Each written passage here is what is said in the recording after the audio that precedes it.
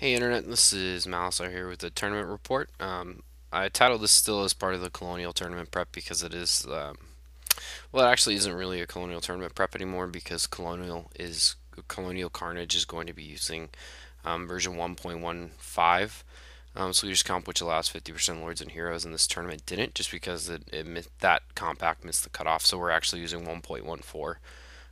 Confusing, sorry. But this was played at Huzzah Hobbies in Ashburn, Virginia. I gotta say, just real quick, the guy who runs this, Dennis, did an outstanding job. It's one of the smoothest tournaments I've ever been to. The tournament moved quickly. I think all of the money, like tournament fees, went back into prize support or for covering lunch, and he had pizza delivered. And your first drink was on the house. And even though I only drink water and I brought a water bottle, I think that's still a really classy move. That made for a great day. Real quick, it was using Masters comp with range bands being 8 to 14, and Swedish active comp, meaning that it's our difference is victory points times 10. Um, and finally, there was a fully painted tournament requirement, which I actually really enjoyed.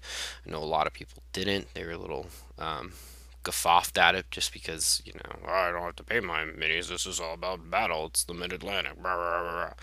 But it was kind of a nice throwback to the old days when painting was a requirement and you could only enter a tournament if you actually had a fully painted army.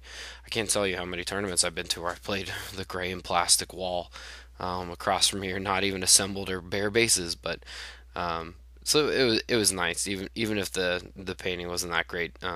It was just nice to see color on the table. In all three of my games, I've never had that happen before. Um, well, I haven't had that happen in like 2 years in a full tournament. So that was nice. Let's move on to the list. So here's what I ended up taking. If you've been watching this series up to date, I think I posted 3 videos on some battle reports with the list. I in the 11th hour had a great idea. At least I thought it was a great idea, so I went ahead and swapped for it.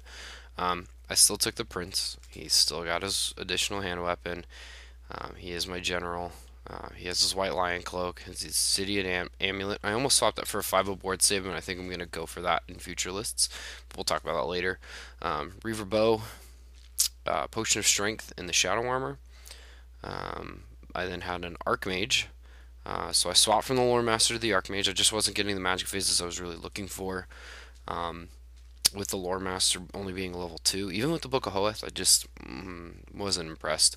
I think the Lore Master is actually a really good backup caster, and we'll talk about that more.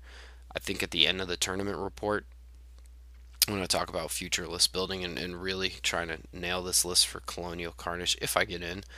But the Archmage is on High Magic, Elven Steed, the Spell Scroll, Iron Curse icon, and the MR3 item, which is the Lodestone. I was always laughing when people are like, "What's the Obsidian Lodestone do?" Oh, it's MR3. It's in the rulebook. It's not a high elf item. So let's move on to heroes. Okay, so my heroes look pretty much the same. Got the Noble, who's my BSB with Dragon Armor, Enchanted Shield, the Elven Steed that's barded, a Golden Crown, and a Starlance. The other Noble is, he's got heavy armor. He actually has Dragon Armor. That's just a typo, sorry. Elven Steed, Barding, Ogre Blade, Dragon, Helm. Yeah, he has double ward saves against fire because he's awesome. No, it's just for the ward save. Um, I actually paid the points for that. It's an old copy there. Oh well. So they're there. They're in the cab bus. But the cab bus has changed a little bit. So let's move on to core. So here's my core. I've got 12 Silver Helms Shields full command, 12 archers with a standard musician, 5 Illyrian Reavers with musician, and another unit of 5 Illyrian Reavers with musicians. So yeah, I'm taking the helm bus now. 12 of them, good, solid anvil. And I do say anvil. They're not a very good hammer. With only one attack at weapon skill 4, and it's only strength 5. Um, it's fine. They're good.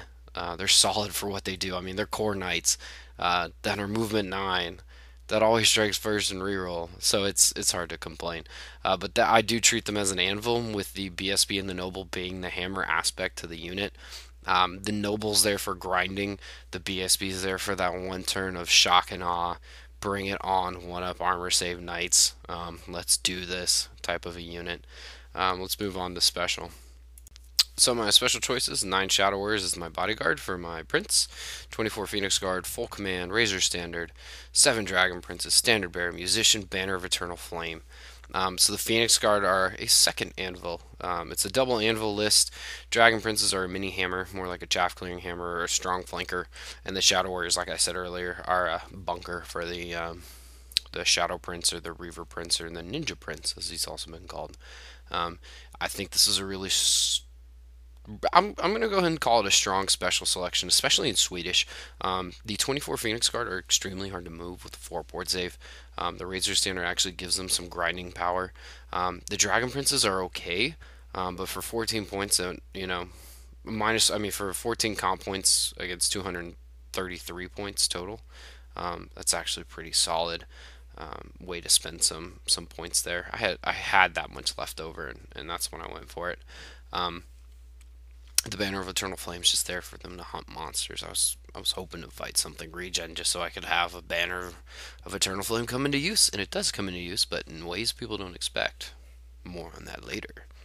And then the Shadow Warriors are just there to be annoying. They're there to be wounds for my prince. And yeah, I love them. Love the new models. I love the old models too, but I really love the new models. I think they have so much character.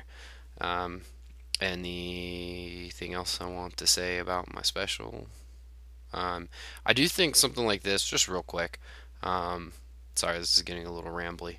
But real quick, just with the end time stuff, 50% Lords and Heroes, everybody's, calling the death of special. No more special choices. Why would you take special choices when you can take, so many better things than characters? You don't really want to sacrifice your rare and you have to take core. I think a list like mine is going to do okay, even in end times style matchups with a lot of characters. Just because Phoenix Guard are really, really hard to move, even against big doomy characters. Just with that ward save, they're just so tough. And also that, my special choices, except for the Dragon Princes, are actually fulfilling a role here. The Shadow Warriors are a bodyguard. I could do the same thing with archers, but it'd be really less effective without being skirmishers. And I just think that Phoenix Guard are so underrated, and people keep trying to call the death of Phoenix Guard with this character, and I don't see it happening.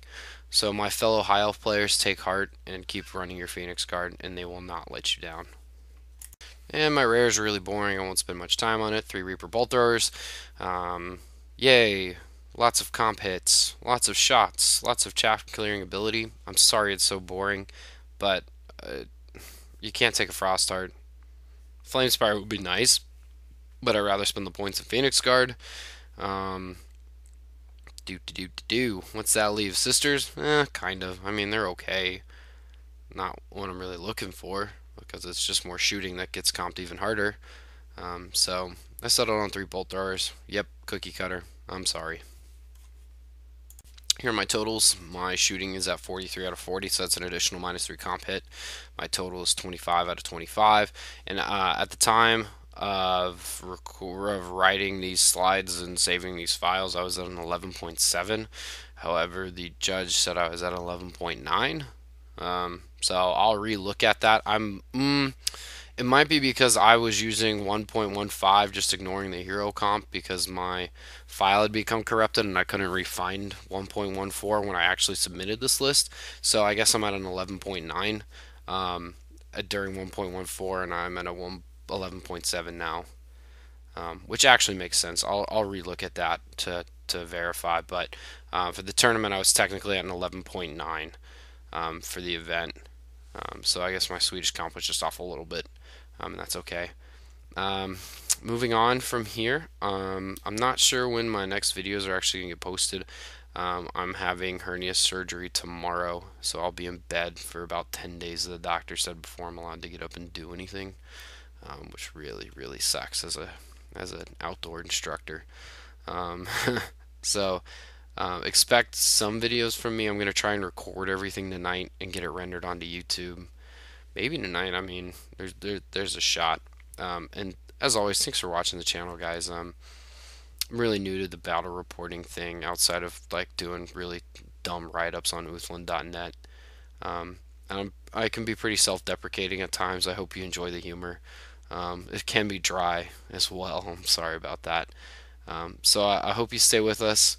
Um, and again, thank you for just watching or leaving a comment or I don't really care if you subscribe. I don't want this channel to turn into please subscribe so we can charge you for ad fees. Um, because that's just not what this is about for myself and Gaddy. We're just enjoying the process of the YouTube community and getting to share just our own experiences. Finally, what I'd like to say is the list itself as a whole. I probably should have done that before that stupid rant, but um, it's okay. So the list as a whole, um, I'm glad that the Shadow Prince underestimates people. I'm actually really glad because you wouldn't believe how many sneers and jeers and leers I got. Yeah, you're welcome from Dr. Seuss. Um, about fielding the Shadow Prince with the Reaver bow. Um, it was awesome with people calling me an idiot, people telling me, "Ah, that's so dumb. Why would you spend points on that? Why would you make that dude your general?" And how underestimated he was throughout the tournament. Even from people just talking smack who weren't even playing. So yeah, stay tuned. Get ready for the invasion of the Shadow Prince from the West Coast onto Ashburn, Virginia, and we'll see how we do.